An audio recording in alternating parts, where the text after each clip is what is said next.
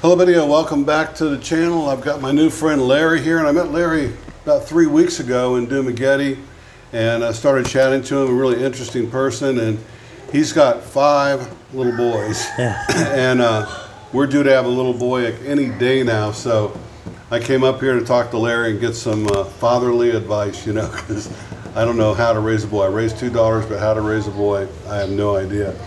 So Larry, where are you from originally? USA. I grew up in Missouri, born and Okay. raised in Missouri. Big farm, big family there. But I retired out of Alabama. Oh, my brother lives in Alabama Yep. now, just loves it there.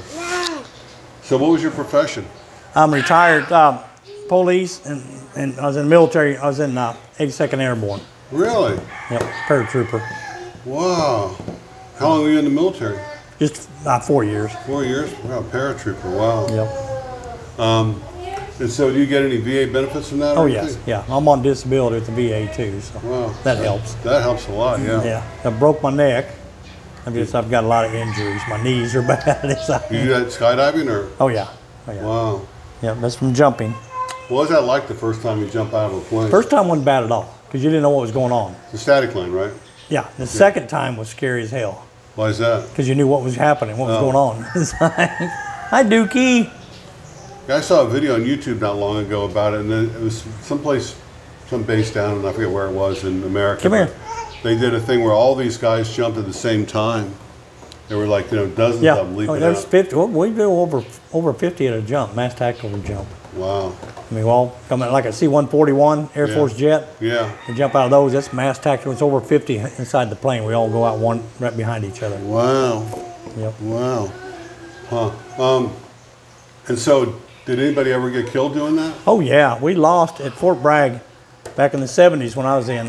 We lost an average probably 5 soldiers that died about every month. 5 soldiers a month? But we was jumping hundreds and hundreds every month. But still. Different shoot malfunctions, stupidity things, just different things. Yeah. Wow. Yeah. Wow. Yeah. It was Did pretty. you pack your own chute or who? No. We have riggers. They got riggers for that. They got special riggers. They learn how to rig them and stuff. No. I had one time on my chute that was called a May West, where the risers were tangled. Yeah. No, please. Go play. Go play. So the toggles, you got them. You got 4 toggle. You got 4 toggle lines down. Oh, you got 4, huh? Yeah, you got 4. Yeah, on all 4 corners. Yeah. Now the new chutes are great. They're easy to do because you can guide them. The ones, the square chutes. Yeah. Because they go 20 miles an hour forward. Okay. So you just face whichever way you want to go, and that's where you're going. If you see, the view's awesome up here. You can pinpoint right where you want to go. Now the old T-10 chutes, what we had, like the old World War II chutes, right? Just a round chute. Yeah. There's no guiding them. Whichever way the wind's blowing, that's the way you went.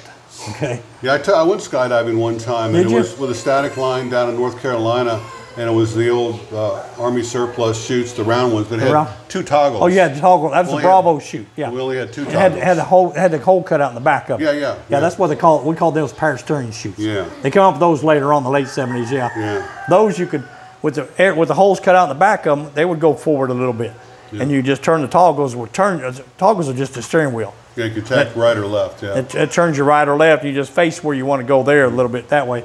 The old T-10s are ones without no holes in it, and there's no guide in them. You can to an extent, but it's really hard. Is say if you want to go forward faster, you grab the 2 front ones and pull them down to your chest, and that tilts the chute is what it does and goes that way. If you're going to go to the back, you grab the back ones, pull them down. If you're going to go to the side, if you're going to go really sharp one way, you grab the one and pull it down as hard as you can. And you're pulling a lot of air. That's very hard to pull down. But you can tilt the chute to go a little bit, but it's nothing like the Bravo chutes that you did. Wow. Yeah, I just did it one time, got off the bucket list, that's enough. Yeah, the new chutes you can go, they say you go 20 miles an hour forward. So how did you decide to go into that when you're in basic training, you have choices of different things, what made you choose The drill sergeants talked me into it. They told me I did so good in basic, so I come off a 3,000 acre farm. Okay. Big farm. And so I was physically fit and everything when I went in. And I did so good in PT and all the different things in basic, the drill sergeants, they told me, you need to go to jump school. I was like, oh, at the time I was 17, I was like, no, what the hell I want to jump out of an airplane for? I said, no. They said, well, it's extra $50 a month. Back in, the pay was like $100 or something a month. That's it? Yeah, oh yeah. Jeez. And so they said it's extra $50 a month. I'm like, pick me, pick me. It's like, that's the reason why I went there. Wow. And what's the reason that you joined the military to begin with? Like, why don't you stay on the farm? And I got tired of the work, too much work.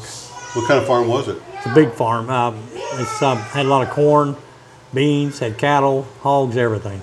My dad was like, he run it like a business. And so you had no interest in like continuing the family business or anything? No, and didn't go to college. Had the money for college. So that was the other thing too. In the military, I had the old GI Bill. By going in, I got the GI Bill to go to college. So that's not a bad deal. 4 years, you get 4 years of free college. I mean, well, no, it's the old GI Bill paid for all this, like $410 a month. Hi, come here, come here. Want to come say hi? Nope. Okay. It was back then. It was $410 a month. What they paid me on going to school. That paid for that's for your school, your living expenses. that's everything. more than you're making when you're in the Army, then, right? Yeah. Oh, Wow. yeah. It's a hell of a deal. Yeah. And so then you say you became a mechanic? Yeah. I was a mechanic before on the farm. I had to do mechanic. I took auto mechanics in high school, but then when I got out of the military, I went to Tulsa, Oklahoma, and I got a job as a mechanic, and that's why I'm self-learned pretty much. So. Well, yes, you're one of those guys that can do it. You showed me around your house, or you put in a generator and wired it up. Yep. And, Yeah. You're one of those guys that can do anything. Huh? Oh yeah, and fix anything. Yeah, from the kids' little stuff to about anything. I'm one of those guys that can't fix anything. No, really. Burn it by here. Wow. And so, But I ended up buying my own shop eventually. That's why I was in Alabama, retired out of there. I had my own Precision Tune Auto Care. It was a 6-bay shop. Did auto repairs. I did all the diagnostic and stuff. I had 6 mechanics that did the work. wow. And so how long did you have that? It was several years, 98. Yeah. So several years. So 2013, yeah. why did you decide to give that up? It was so profitable. I sold it for so much money because the business was so profitable. I built the business up. I bought the business cheap because it had no business. It had bad reputation, bad. Kind of like the Jiffy Loops and stuff and all that. Yeah. But I built the reputation up in Florence, Alabama, so good that I sold it for such a price. I got more money out of it than I wanted. Put it that way. Wow, that's good. So. And so did you retire then? Not officially, no. I worked in the jail system. I worked for the sheriff's department for a while. Went to work for the sheriff's department after I How'd you sold get it. that job? Just knowing people, I guess. I knew the sheriff. I knew the sheriff real well and stuff. So what was that like? And with the military experience, that was educational. It was good. I liked it. So actually in the jail? Yeah. Oh yeah.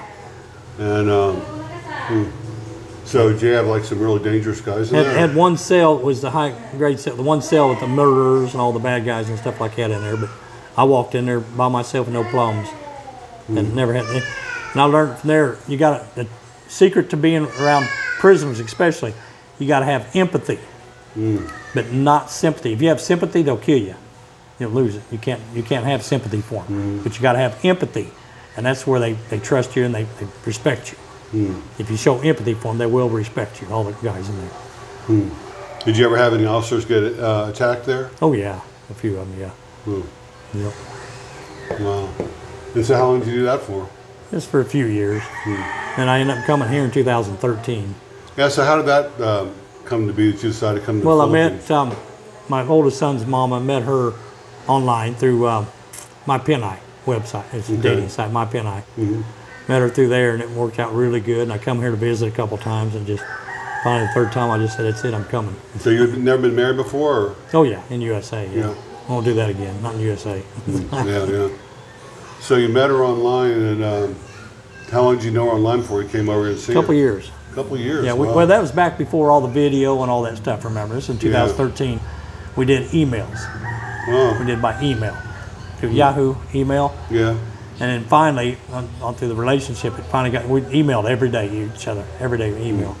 And finally, it got to the point where we got some video and stuff like that, but she didn't have internet where she was outside of town. So she didn't have internet. She'd have to go into the internet cafes and stuff. Yeah. But then finally decided, I said, what's it going to take to get internet at your house? And she told me, we got to put a pole in out there, got to put a pole and stuff in. So I said, well, how much is that? It was like 4,000 pesos, $100. Yeah. I said, do it. It save you from going to town. But we talked before we met the first time we met. It's a real good story if you want to hear that. Yeah. It was amazing because she kept saying, when you come to visit, I said, I started telling her, I said, by email, I said, I'll be there tomorrow. The next day she'd ask me, she says, oh, where you at? I said, well, I'm still here. She goes, I thought you was coming. I said, no, I told you tomorrow. I will be there tomorrow. She get all excited again, you know, and the next day, after about a week, she finally decided, hey, he's pulling my leg. Well, finally, within a couple months, I finally did make it here. I didn't tell her I was coming. And I had this when they first come out, those Android phones. I think the, what do they call it, the ones, Straight Talk. Yeah, yeah. And she said, when you come here, can I have that phone, that Android, because they didn't have good phones or anything. I said, can I have that phone? I said, sure, no problem. Well, I came here, they didn't tell her I was coming. I flew into Cebu City. And I didn't know anything about the Philippines, nothing about nothing. Hey, Dookie. Didn't know anything about nothing. So I get there and I'm checking out my route. I flew into Cebu City, go over to Toledo. I don't know if you're familiar with Cebu Island or not. Yeah, I've been there, Okay, Toledo, then take the ferry across to San Carlos, and then San Carlos down to Baez City, which is just right up north of here, about 50 kilometers. And so I had it all figured out and everything. So I got to Toledo, and I had a couple days there to catch the ferry and stuff. So I went up to the mall type place up there. You want to come here? Nope. And I went in the phone. I said, I need to get a SIM card for this phone. And a SIM card for this phone for here in the Philippines because I had USA. It's a Straight Talk. They don't have SIM cards. They were just on their network. You could only use it on their network. Oh, right. Yeah, I remember those. They said they can't do it, can't do it. I said, well, how much for a new cell phone? And with the SIM cards and everything. And it was like 5,000 pesos for everything. So Another $100. Yeah, I said, give me one. So I bought it there at Toledo, at the mall at Toledo. And went down the ferry, and I still didn't know where I was going or anything coming. I just knew Baez City. That's it. I took the ferry. On the way on the ferry, I got to thinking. I said, I don't know where to go, and I need to figure out where to go on the bus or whatever. So, did you have a bunch of luggage with you, or just like just a couple, 2 suitcases, yeah. Okay. But anyway, there's a gal, another lady, probably 30s or 40s, sitting there on the ferry, and I asked her. I says, do you know the language in Baez City? She goes, yeah, Visaya. I said, okay, I need to make a phone. I had that new phone with the new phone number that she didn't know, right? Lily, she didn't know it at all. So I had her. I said, can you text her and tell her that you need to know exactly where she lives at, where her house is, because you have a special delivery for her, right? So she texted her, and of course, then Mama said, "Who is this?" We got angry about it. I said, "Who is this? Who is this?" She says, "I'm just a delivery person. I got this delivery." So she finally told her, said, "Get off at Panambalon and Baez City, you know, the instructions and stuff." So I get there and I get to the bus. They get me on the Dumaguete bus. So I get on the bus and I'm coming down there. And by the time I got down, it was several hours from San Carlos down to Baez. And they knew, and I didn't know exactly where to get off at. But I knew Panambalon. It was close. I wanted to get pinpoint, right? So I decided to text her back, the same phone, right? But it was me texting, not that other lady, right? So it was in English. I said, "Hey, tell me where to get off on the bus at exactly, and meet me there." She goes, "Larry," she's, you know, in high caps. She freaked out. So I said, "Yeah." She goes, "Where?" I told her the name of the town we was going through. So I said, "How far?" She goes, "About an hour out." I guess they told me that she freaked out, turned white as a ghost, telling everybody, started cleaning the house, clean. She lived there with her mom and her sister. But anyway, so we get there and pull up there in Panambalon, and the conductor, I said, "This is it." The conductor and the driver and everything. So we stopped there, and he's looking around. They wouldn't open the door. The driver wouldn't open the door. He said, "No." He said, "This could be a scam." He said, "But there's nobody here to meet you. I cannot let you off the bus for your own safety." I said, "You better open the damn bus. Let me out now." I said, "I trust her. She's going to be here." So I finally. That's nice though that he, looking out for your safety. You know, like other buses wouldn't care a shit about. Oh yeah, this guy did. I mean, because I got to talking with him, and I just got to be good friends with him. But anyway, so he let me off, and as soon as I got out and walked to the front of the bus, she pops out from behind the bushes. She was hiding. No. She was shy, and everybody on the bus out the windows waving and clapping and everything. And he's honking the horn as they left me there. That's how I met her. So you've known each other for 2 years. Yeah. You finally see her. Finally seen her, yeah. And we go into the house. She goes upstairs in the bedroom upstairs. The old wooden bed's like here, right? Yeah, no mattress. Yeah. I said, "Where we sleep?" She goes, "Here." I said, No. Where's the mattress?" "No mattress. I'll put a blanket down." I said, "No." I said, "There's a hotel in town, right?" She said, "Yeah." So let's go to the hotel. So we loaded up the whole family, all her nieces, nephews, everybody, of course. I went down to the plaza and we played that first day. I mean, my shirt was soaking wet, playing so much. Finally, he said, "Let's go get the hotel room. You're too hot." It's okay. But anyway, that's what started from there. And then I stayed there about a week. And I came back again a second, and then finally the third time when I said, "Let's get an apartment." But you already retired by then, right? No, You're I still was working. still working. I quit for a while, and it was just going off my savings at that How old time. were you at the time? 50s. Oh, you're 50s, still around young. 50, yeah. But yeah, it was over 10 years ago, about 11 years ago. Wow. So you met her, and how long did you wait till you got married? We never got never got physically married Yeah. because I still had to go back and different other stuff. But anyway, then Liam was born June 12, 2014. And I was back in the United States by then. I just had to get to go work. I ran out of money. I had to go back to USA and work and stuff, so I wasn't here for that. But and she died 4 days after. Wow. And I was devastated. I was supposed to have been there. I was supposed to have been there for the birth, but I missed the flight out of Huntsville, Alabama. It was on June 1st was my flight out. And I got there just a couple minutes late at the airport. They wouldn't let me board the plane. I was pissed. So I said, well, real quick, I canceled it. That was through one of these places online where you buy your tickets online and stuff. What was it? The one with William Shatner? Yeah. Remember that one? I don't know what. Yeah, I do. Yeah. That was the one I bought through. Well, they tried to screw me over that ticket and stuff because I had it canceled. I went and canceled it since I was too late. I canceled it real quick, and they didn't credit me back for almost a month or more because they kept saying, "Oh, Anna Airlines is what it was. You got to get through Anna Airlines." And Anna Airlines is like, "No, they bought the ticket. They have to get the credit back. They have to do it, not you. You can't. We can't do nothing with you." But it went back and forth like that, and I was so mad. That's why I won't ever go through those guys something like that again. Yeah, I don't trust them either. But anyway, I finally got back here after for the funeral and stuff, and everything. Did the funeral and stuff. So for her. let's tell me. I know you told me off camera, but what happened to her? And how old was she? It was 23. It was the placenta, I guess is what it's called, the blood that comes out after the birth behind it. Yeah. Placenta. It went up. Part of it went up, which is not common, but it's something that does happen. And it went up, and it caught in her trachea. Ventricular, yeah. Yeah. And that's why she had trouble breathing. Couldn't breathe.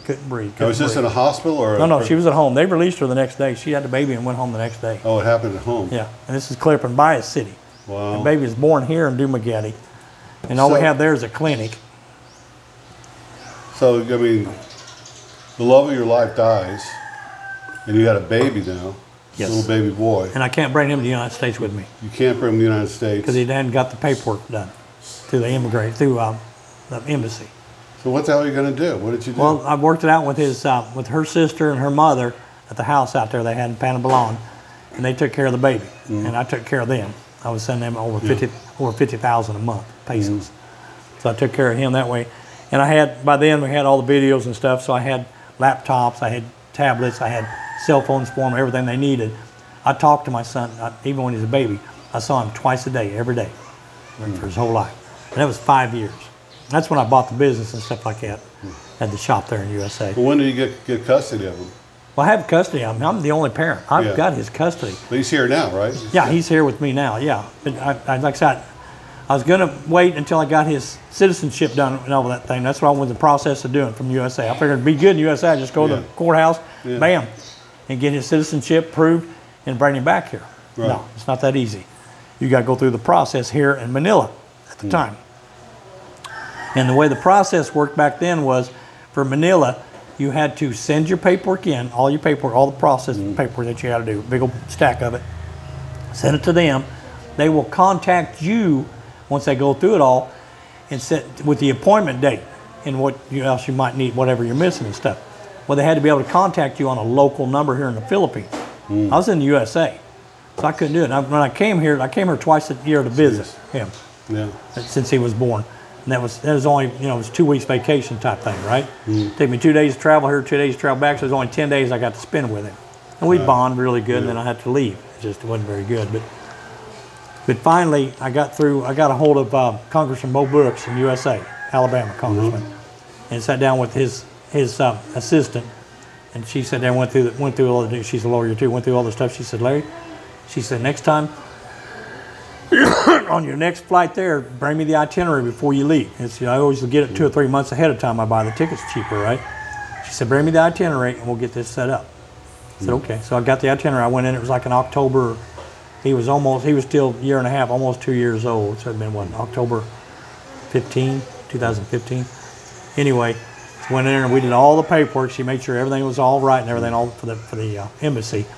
We sent it in and we sent a letter. Mo Brooks sent a letter in with it, saying, "This is Congressman Mo Brooks." Said, "This is my good friend and constituent, Larry Wilmus. He's going to be in the Philippines October 21st till such and such for the 10 days I was going to be there. He needs to apply for his son's citizenship. He needs to get this done within that time frame. Please set him an appointment up for that time. He's there." And down the bottom he said, "P.S. Keep in touch with me by email." He said, "Keep me in touch with on the process of this." In other words, because the embassy employees, their boss is the State Department, right? Right. The State Department's boss is congressman. So here's their boss's boss telling them with that letter. When I sent it in, it was so funny because usually it takes time. Sent it into the embassy, and I had it registered with the U.S. with the mail service and stuff, right? And I got a text from the mail saying, "Yeah, they signed for it on this day." Within 24 hours, I got an email from the embassy saying, "Ms. Williams, you got your appointment set up for October 22nd, the next day that I flew in, right? Wow. At 7:30 in the morning." Like, yes, I mean, that's that fast. I mean, because that letter they sent with it. So we got everything ready. So I got a hold of them here. Well, there's Liam. Come here, Liam. Say hi. But I'm over here. Get in the camera. You want to come get your picture? Yeah, come on. This is who we're talking This about. is Liam, yeah, Liam Bryce. Hi. But anyway, so I had his auntie, and who all came with you that first time to Manila? Beth and Mika, Nana, yeah, his grandma, and his auntie and his first cousin, yeah. Did all of them come? I flew them all to Manila the night before because I had a room. I had a hotel, the hotel right across the street from the embassy. I reserved a room there, and I flew in like at 1 o'clock in the morning, and I met them all there. And so we went over across the embassy. So you have to bring the child with you when you do this, right? Yeah, Okay. you got it. Yeah, the child has to be with you. Yes. Okay. So we went there. Like when we renewed my passport. Yeah, renewal has to be there too. Yeah, we've had to renew it once already. How does it work with a passport? You take if a baby gets a passport, you got the baby picture, and then they're like 9, 10 years old. They do. That's why our passports are every 10 years because people change. Children's are every 5 years. You have to Oh, I renew. didn't Even know the that. same way with Philippine passports. Okay. They have to do it every 5 years because they've changed so much more when they're children. Yeah. They do it every Daddy, 5 years. I What? gotta go. My classmate said he's gonna come today, and his mom said that I shouldn't go when he's ready to come. When You need to be here. Just stay here. You're fine. no, I have to go pick him up at his house. Where's his house at? Store. Oh, the store up there. You're going to go up there on your bike or what? Yeah. Okay. How's he got a bike? No. Oh. He's you're just gonna walk there. Okay, that's fine. When you going to go now? Yeah. Okay. All right, be careful. Sorry about that. All right. The boy's always something going on. So that's nice that a congressman really helped you. Yeah, out, that huh? helped me a lot, yes. But I mean, that was back, now it's so much easier now. But then, so we got that, and I thought, and my goal was get his passport and everything done, and then I can take him back to USA with me. But while I was here, I saw just how well for 5 years, I mean, for those 2 years, they've been taking care of him. And my experience, baby boys especially, need a female, need their mamas or a female. And how old is he now? He'll be 10 on June 12th. Change the subject here quickly. What about circumcision? Because I haven't done that yet. they talk about doing that at 10 years old, which I think is kind of barbaric. I think so too. That's why I haven't done it with him yet. I don't know if I'm going to do it or not. I think, my personal opinion, They do it when they're born. not even that. I think that when they're old enough, let them make the decision themselves. Yeah. Come here. And say hi. Say hi. Say hi, guys. This is Dookie. And he's one, right? 1 year old. 1 year, 3 months, right? Say hi. Little kiss. Say, hey, beautiful eyes. Beautiful eyes. Yeah. But anyway, what were we talking about? But I was going to. My you've got- plan you've got was. five boys now, right? Yeah, the plan was to take him back with me as soon as I got that done, which was, I still had to wait for them to send it to me and stuff, and everything, passport and stuff. But I got to see, just no, don't touch. No, please. But anyway, but I saw how good they were taking care of him and stuff. And the boys need that, what do you call it? Motherly. The motherly, it's something else. It's the feminine touch. Maternal. Yeah, maternal. They need the maternal around them. And not so much the daddy needs to be there too for guidance stuff, but mainly the maternal, which they were doing good. And I got to thinking, if I take him back to me, I'm working. Yeah. I'm working 72 hours a week. It's USA coming. Yeah. I wouldn't have time to raise him, to do things. He'd be in daycare all the time. It wouldn't be Yeah. worth it. It's better here. Yeah. You know, the schools I like the schools here better too. Really, that's interesting. Yeah, I love it. That's why I decided to leave him here too, is because of the school. I forgot I'd wait. And like I say, I came visit him once or at least once a year, sometimes twice a year, and spend time with him. That was hard too, because I'd be here for 10 days and have to leave. And we'd bond just enough and it'd be devastating. I got videos of him at the airport shaking the fence, hollering to guard, I need my daddy. Oh, God. And but anyway, so I left him here, and then finally, in when was it? He's turning 5, 2019. My father passed away in USA, and so I went up there with all my family. So I realized I haven't been around my family in so long because I've been away, Yeah. and I decided I need to be with Liam. When I came here, I decided I need to spend some more time with him instead of 10 days. That's when I went ahead and sold the business stuff, and I came here for 2 months and spent just with him. We bonded so close. And that's when God showed me, he said, hey, that boy needs his daddy now. When they turn 5, boys need their daddy more than they need their mama. So that's why I came here, and next thing to his mind. So I asked him, I said, you want daddy to move here? He goes, yeah, daddy, for 1,000 years, he told me. I said, I don't know if I can do 1,000, but we'll try. But that's when I went back and got all my retirement set up, everything set up and everything for retirement stuff, Social Security and stuff. So I had an income. While I was So you're what, 62 then? I'm 64 now. Okay. But yeah, I retired early too. So, but anyway, got everything set up. So I retired and came here with him, and I stayed there in Pamela. And that's when I met Abby, my wife Abby. I met her. Where'd you meet her at? Well, we met on Facebook from Bias, just local from friends and stuff. But then we met physically in town at her Okay, house. So, nice. And how long you guys been together? since 2019, And you have 2 children together or 3? got 3. 3, wow. Yeah, 3. And she had. Are you done? Yes, that's it. I got to go in the doctor hopefully this month or next month to get cut. No more.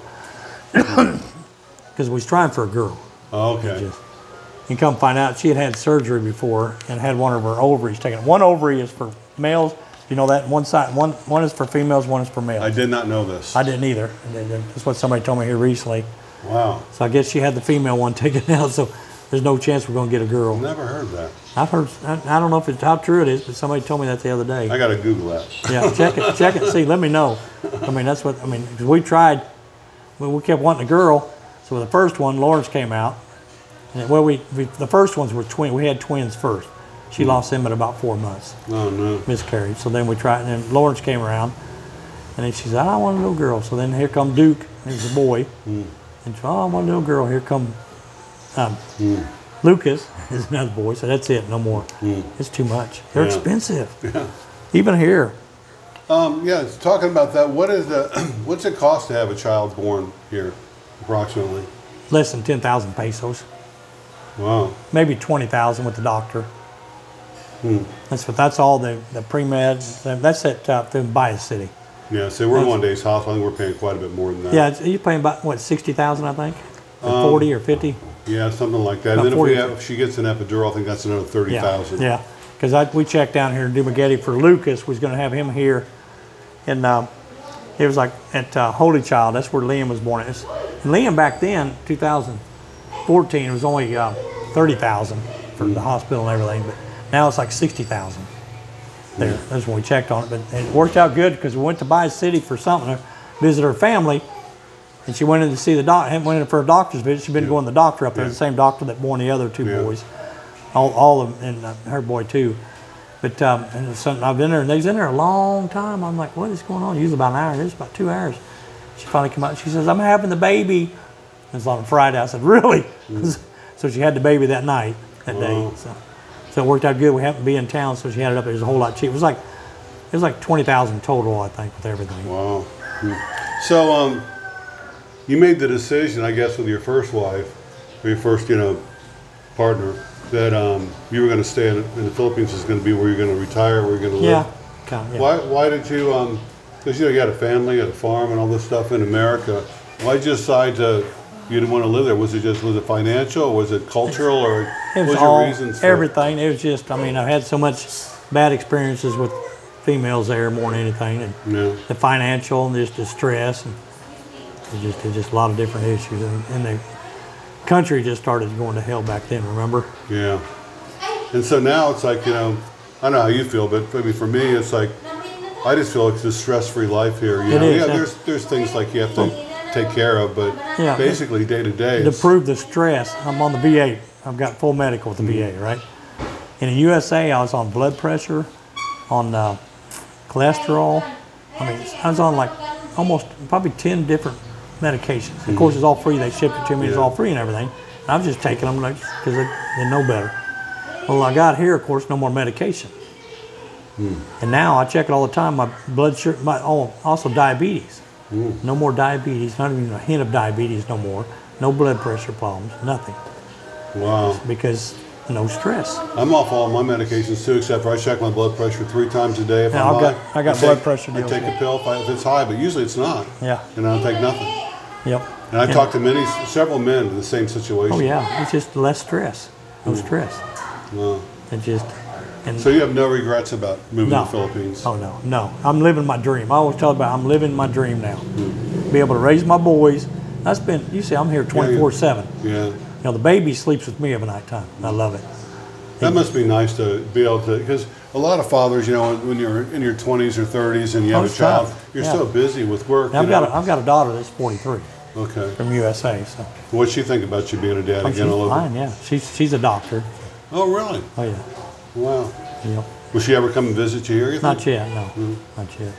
She got 3 kids herself. And being a Okay. single mom. Now, do you ever go back to America? You plan on going back like yearly visits or anything No, like that? I haven't been back since since 2019. I haven't been back. When I officially retired and moved here, that's it. I have no desire to really.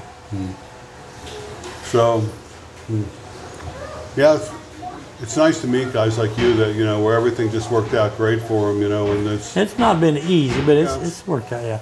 And I learned real quick all the stuff that I've got here, everything, my motorcycles, the cars, everything, pay cash, furniture, everything, pay cash for everything. yeah, pay cash. It's a cash society here, even. Well, they try and get you to do the financing at all these stores, like motorcycles.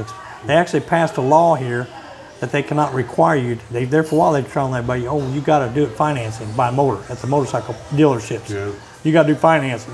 They passed a law where they can't do that now, because if you finance here, the interest is ungodly. Oh, I know, like 25% or more. No, more than that, way more. If you buy, one of our nanas that was working here, she bought a new phone. It's been years ago, 5 years ago or so, and the phone was like 7,000 pesos new.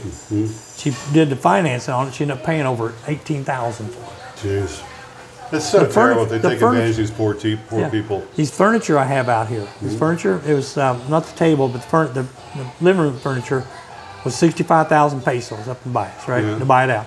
Oh yeah, we got a 12-month finance, blah blah. And I said, okay. I'm thinking, give me 12 months to pay it out, like Walmart, you know, Yeah. like Walmart, no interest. No, he said, so much. I said, how much a month? He said, how much a month? I figured it up real quick. I was going to be paying over double. It was 170-some thousand I was end up paying. And they call it installment here. And a lot of Installment, these, yeah. And they don't understand these people, you The know, they don't interest. understand banking, they don't understand finance. They just know they don't have the money. They say, Yeah. okay, 50,000 a month. Oh, I can do that, you know.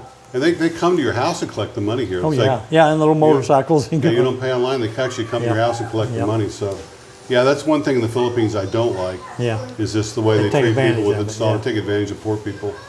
Yeah. Well, anyway, Larry, thank you so much for sharing time. I hope I can sit down with you again, because I'm sure, Oh, anytime. I'm sure You're when welcome this is anytime. over, I'm going to think of other things to ask you. We're gonna have to do that CRBA for you too when you get Yeah, ready. for sure. I really I've got all the paperwork here. Yeah, I really appreciate that. Yeah. I want you to come over to my house too sometime, you know, Yeah. bring the kids. Yeah. Yeah, we got a little beach there. In fact, while you're here today, if you want, I can print you up the checklist, the CRBA, so you know Thank what you. to. That way you'll know what to prepare for. Yeah. Everybody, thanks for watching. Thank you for subscribing. If you share my videos with your friends, really appreciate it. We'll see you next time. Bye.